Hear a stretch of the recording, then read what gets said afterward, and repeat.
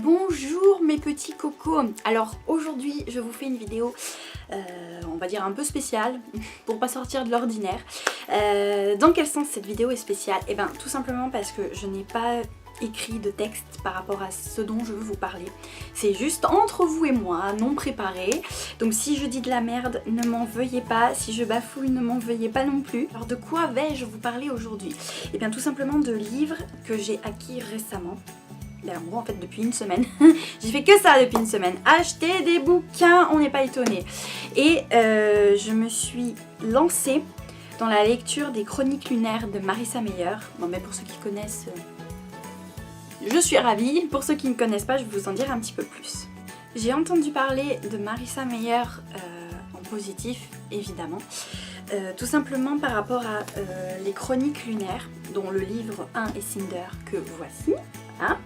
Et rien qu'à la couverture, je pense que vous voyez un peu l'idée. Cinder, une robe, un carrosse. Si ça vous parle, c'est tout à fait normal. Il s'agit simplement de versions récentes et adaptées de contes classiques. Alors qu'est-ce que j'entends par contes classiques? Tout simplement les Cendrillon, Petit Chaperon Rouge, Blanche-Neige, Alice au Pays des Merveilles. Alors les Chroniques lunaires sont des versions récentes basées en gros sur des contes classiques mais futuristes si je peux dire. Tout simplement les Chroniques lunaires ça porte bien son titre, hein, je présume que vous voyez un peu l'idée. Et tout simplement je ne voulais pas lire les Chroniques lunaires parce que, bon bah, je veux dire la couverture je l'ai déjà montrée mais j'en suis tombée amoureuse, il faut quand même que je vous la remontre. Elle est magnifique, on peut pas se mentir, la couverture est sublime, mais rien que le résumé, c'est futuriste, ça se passe dans la ville de Néo-Pékin, donc c'est à bien des années-lumière en exagérant de nous actuellement, de notre 21e siècle. Et je ne suis pas du tout dans l'idée science-fiction, futur, machin. C'est vraiment pas du tout mon style de lecture. Je lis de la new romance à gogo, de l'amour torturé, déchiré, blablabla. Oh mon dieu, c'est tragique. Rien à voir, vraiment rien à voir. Mais les couvertures sont géniales et comme je n'ai entendu que des avis positifs par rapport aux Chroniques lunaires ou à ces livres en général, je me suis dit bon allez, on se lance, on commence par le premier, donc Cinder, je risque rien. Et alors, que s'est-il passé? Eh bien je lis Cinder et tadam, 412 pages après, je voulais la suite. C'était viscéral, je l'ai lu en 3-4 jours, il me fallait la suite, c'était vraiment un besoin. Je voulais vraiment savoir comment allait se dérouler la suite de l'histoire. Je reconnais qu'au début, je n'étais pas très à l'aise avec les termes, les humanoïdes, les cyborgs, les androïdes, les machins. Elle décrit bien l'aspect, on arrive vraiment à s'imaginer les choses simplement. Mais j'avais du mal parce que c'est vraiment, je me répète, mais c'était vraiment pas le style de lecture auquel j'étais habituée. Et j'avais peur pendant les premiers chapitres de pas bien m'immerger dans l'histoire. Et au final, j'ai dévoré ce livre et il me fallait absolument la suite que j'ai du coup été achetée hier sans tarder. Donc les Chroniques lunaires, livre 2, Scarlett. Et je vois pas ce que je fais. Et donc rien qu'à la couverture on comprend que ça tourne sûrement autour du thème du Petit Chaperon Rouge. Alors du coup Scarlett est un peu plus long que Cinder, hein, 476 pages, bon ça va, c'est pas énormément non plus trop long, je pense que ça se lira assez facilement. Mais en tout nous avons donc 5 livres des Chroniques lunaires et le tome 3, mesdames et messieurs. Magnifique, toujours, on est d'accord. Mais le tome 3 est vachement épais et je crois que là ça tourne autour des 600 pages et quelques si je ne me trompe pas. Voilà, c'est ça, 658 pages 658 pages. C'est énorme, je sais pas comment je vais faire pour lire ça. Il va déjà falloir que j'attaque Scarlett. Ça a l'air énorme comme ça, mais je vous assure, pour ceux qui ont peur de livres avec beaucoup de pages, une fois qu'on est immergé, on n'a vraiment plus envie de lâcher ses lectures, donc je pense que ce ne sera pas un problème. Mais un livre après l'autre, on va commencer par Scarlett, le tome 2. Pour rester sur une autre lecture de Marissa Meyer, Heartless, qui est voilà, le reflet qui fait chier. Heartless qui est absolument magnifique. Mais je crois qu'en fait toutes ces couvertures, rien que pour les couvertures je serais prête à acheter ces bouquins. Heartless qui est aussi un bon bouquin, une espèce de dico à lui tout seul si je me trompe pas, voilà. 599, donc on va arrondir, 600 pages. Il faut s'accrocher je crois, hein, mais j'ai vraiment hâte. J'ai commencé celui-là, j'en suis qu'à 22 pages, hein. Ne me jugez pas, j'y vais tout doux là ces temps-ci.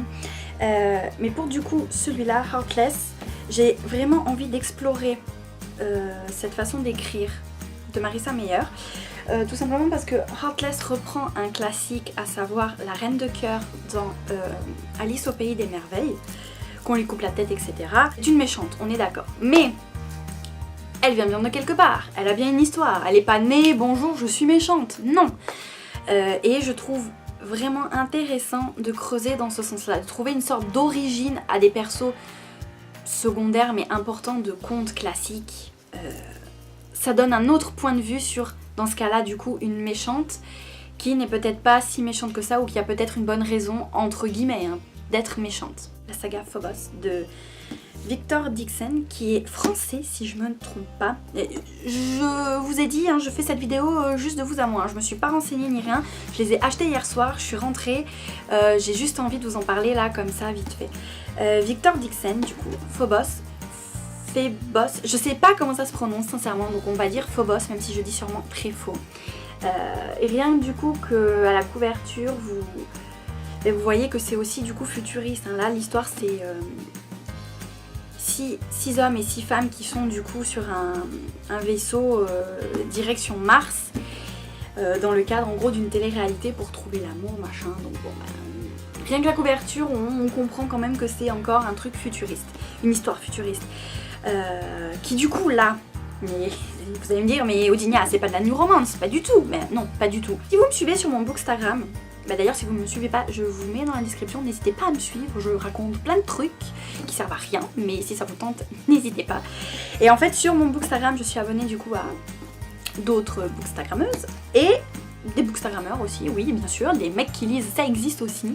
Et tout simplement j'ai vu beaucoup passer Phobos, notamment pour le salon littérature jeunesse à Montreuil si je me trompe pas, c'était il y a 1 ou 2 mois.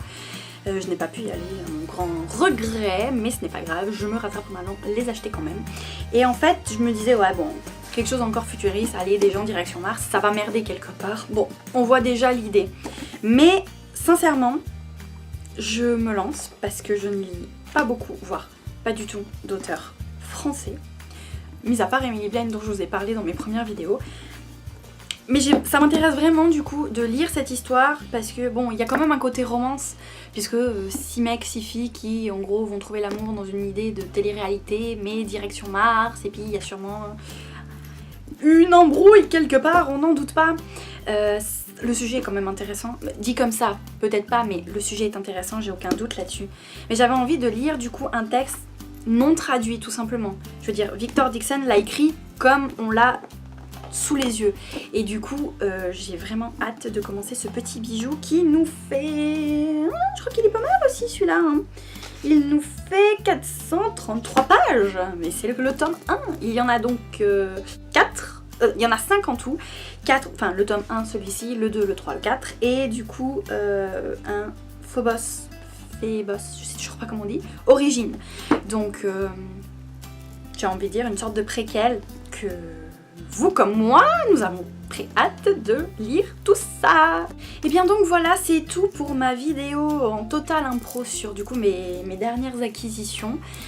J'espère qu'elle ne sera pas trop pourrie vu qu'elle n'est pas du tout préparée. Si c'est le cas, ne m'en veuillez pas, ne m'insultez pas non plus, dites-moi juste Audinia, on aime mieux quand tu prépares des vidéos, c'est mieux. Ou dites-moi même au contraire Audinia, fais-nous un peu plus d'impro, ou fais-nous un mélange des deux, ça pourrait être pas mal aussi.